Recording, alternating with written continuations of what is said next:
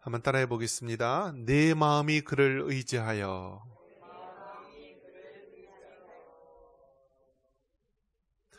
자, 여러분은 무엇을 의지하고 계십니까? 여러분의 건강입니까? 또 여러분의 또 돈입니까? 또 여러분의 주변에 있는 사람입니까? 아니면 여러분의 어떤 집이나 환경입니까? 자, 여러분이 진정 의지하는 것은 무엇일까요?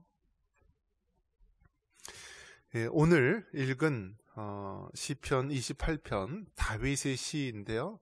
다윗은요, 바로 여호와 하나님을 내 힘과 방패시요 내 마음이 그를 의지한다라고 말씀하고 있습니다. 우리 7절 말씀 같이 한번 읽어보겠습니다. 우리 7절 다시 한번 읽습니다. 여호와는 나의 힘과 나의 방패이시니 내 마음이 그를 의지하여 도움을 얻었도다.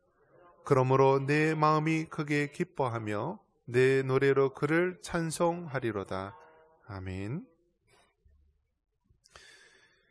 여호와 하나님을 향하여서 내 힘과 방패가 되신다. 내 마음이 바로 여호와 하나님을 의지한다라고 고백을 하고 있습니다. 성경에 보면은 여러 가지 하나님과 우리 사이의 관계를 말해주고 있는데요. 하나님은 우리의 창조주가 되시고요. 우리는 피조물이 되십니다. 그리고 하나님은 영적으로 우리의 아버지가 되시고 우리는 그분의 자녀가 되십니다. 그래서 여러 가지 이제 표현이 있는데 그 중에 또 우리의 마음에 와닿는 표현이 무엇이냐면 바로 여호와 하나님을 목자라고 표현하고 있고 우리를 그분의 양이라고 표현하고 있습니다. 목자와 양의 관계. 이스라엘 팔레스틴 지방에 가보면은요, 이 서구에 이 짐승을 모는 이 카우보이들하고요, 또 이스라엘 팔레스틴 지역에 그 양을 모는 그런 목자의 모습이 좀 대조적으로 다릅니다. 서부 카우보이들은 어떻습니까? 뒤에서 막 양이나 짐승들 또 말들을 막 몰아가죠. 반면에 이스라엘 팔레스틴 지역에서는요, 목자가 앞을 가면은요, 양들이 그 뒤에서 이렇게 따라갑니다. 이 따라가는 모습. 그래서 양은 굉장히 연약하죠.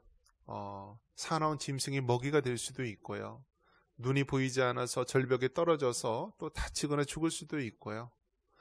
또 끊임없이 이 목자의 도움을 필요로 하는 존재입니다. 그래서 이 양들은 목자를 통하여서 그 생명과 건강과 모든 것들을 또 보호를 받을 수가 있는 것입니다.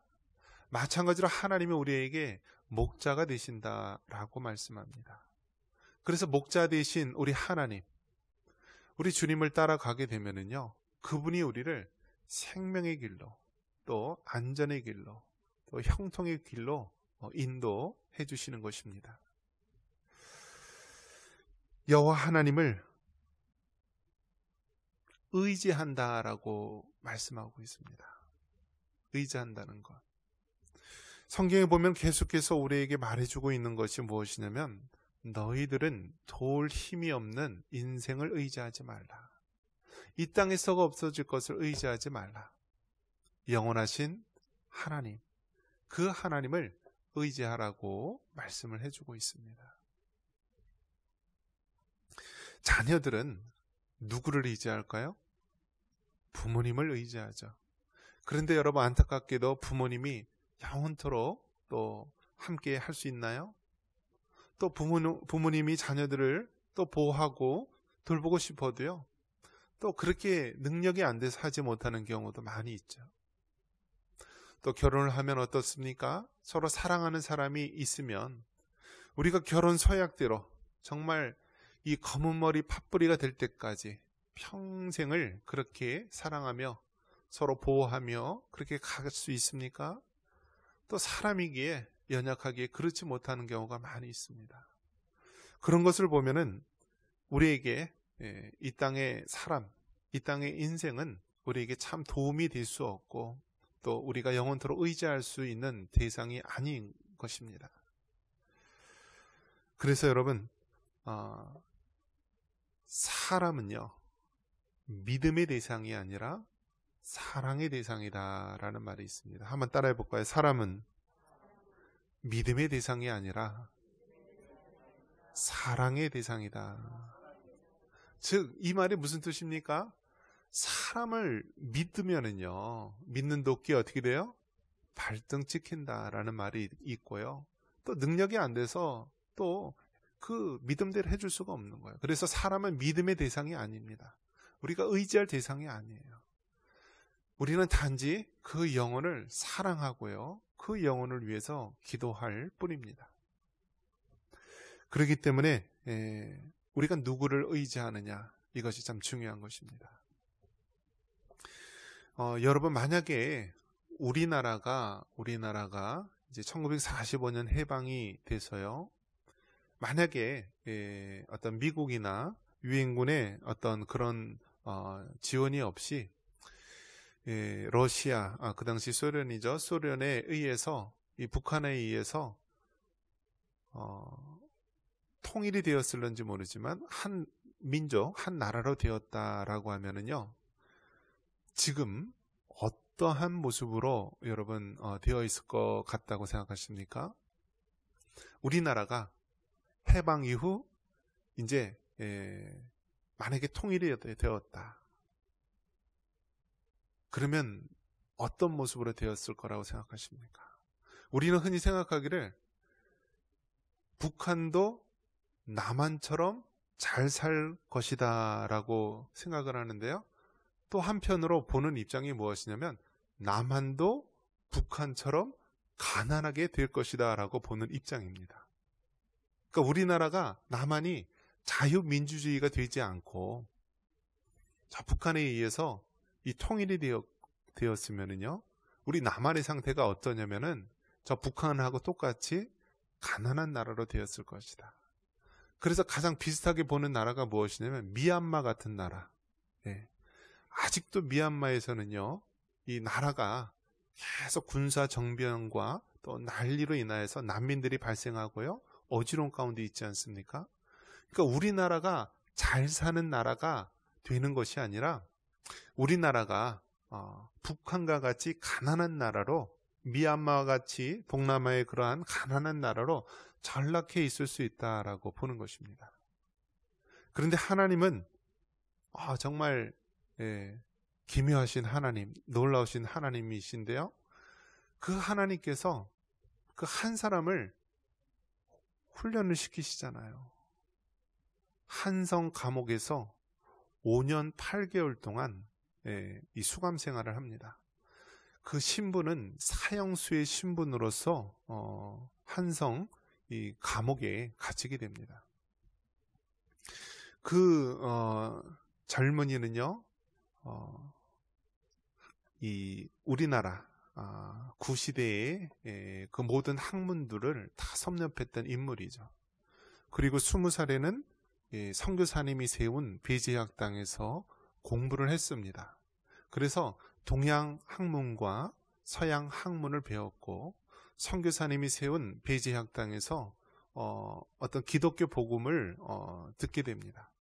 그러면서 진실로 거듭나는 사건이 그 한성 감옥에서 5년 8개월 동안 있으면서요, 그곳에서 성경을 보게 됩니다.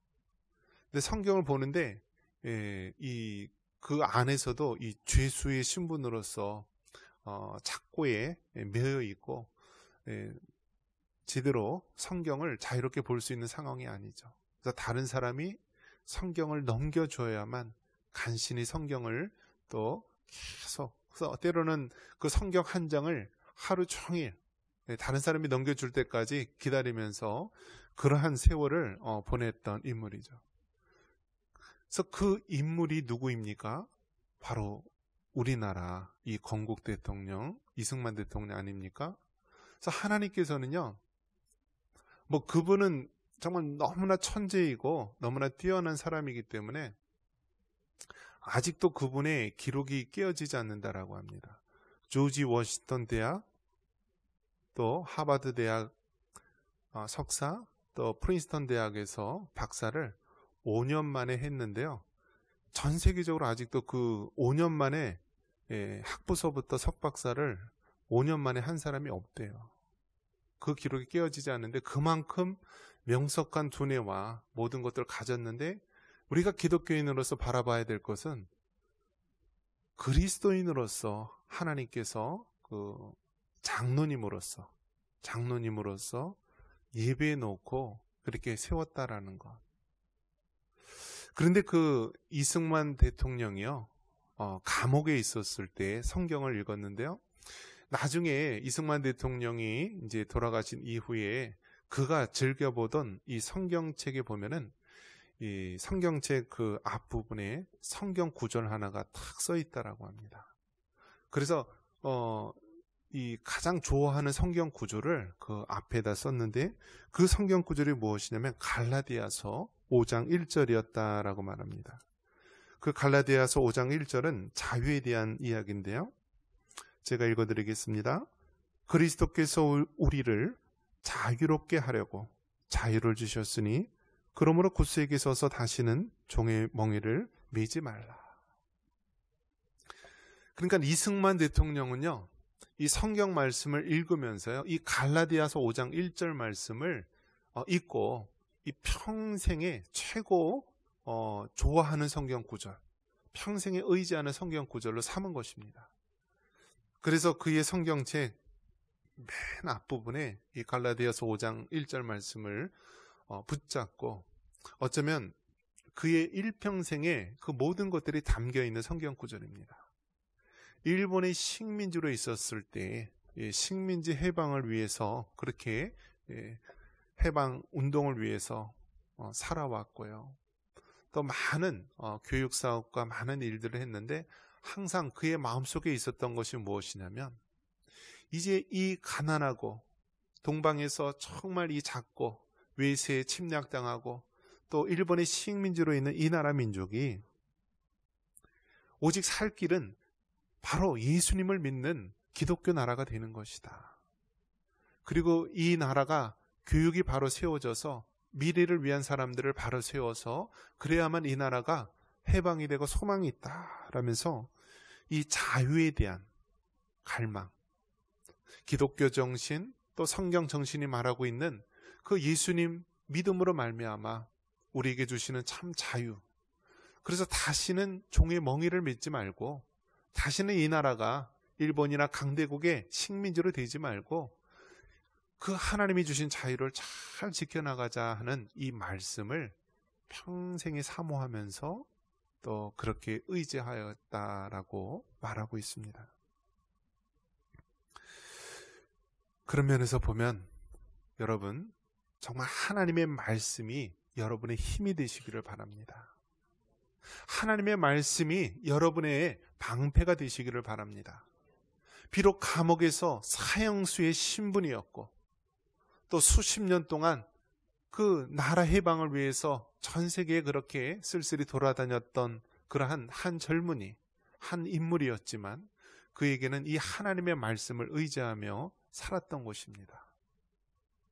하나님이 주신 그 자유를 굳게 붙잡고 다시는 종의 멍에를 매지 말라는 이 갈라디아서 5장 1절의 말씀을 붙잡고 그는 마침내 그 말씀대로 또 이루었던 것입니다. 여러분은 무엇을 붙잡고 있습니까? 또 여러분은 무엇을 의지하고 있습니까? 돈이나 명예나 이 세상 그 모든 것들, 그것은 다 지푸라기와 같은 것이요 썩어 없어질 것입니다. 영원하신 하나님을 붙잡으시기 바랍니다. 영원하신 하나님을 의지하시기 바랍니다. 우리가 대신방 때에 또 우리가 해마다 우리가 말씀을 또 가지고 한 해 동안 묵상하는데요. 그 말씀 한 구절 한 구절을 보면은 어떻게 그렇게 그 사람에게, 그 가정에게 필요한 말씀인지 모릅니다. 여러분 올 한 해도 그 하나님의 말씀을 붙잡고 의지할 수 있기를 바랍니다. 그 하나님의 말씀이 여러분 삶 가운데 살아 역사하여 주셔서 좌우의 날쌘 검이 되어서 우리의 병든 몸과 영혼을 치료하시고 또 악한 사단마귀의 괴계를 무너뜨릴 수 있는 능력의 말씀, 생명의 말씀이 되기를 바랍니다. 그 말씀을 따라 살아갈 때, 그 말씀을 의지하며 나아갈 때 여러분은 반드시 승리하게 될 것입니다. 그러한 은혜가 있기를 주님의 이름으로 축원합니다.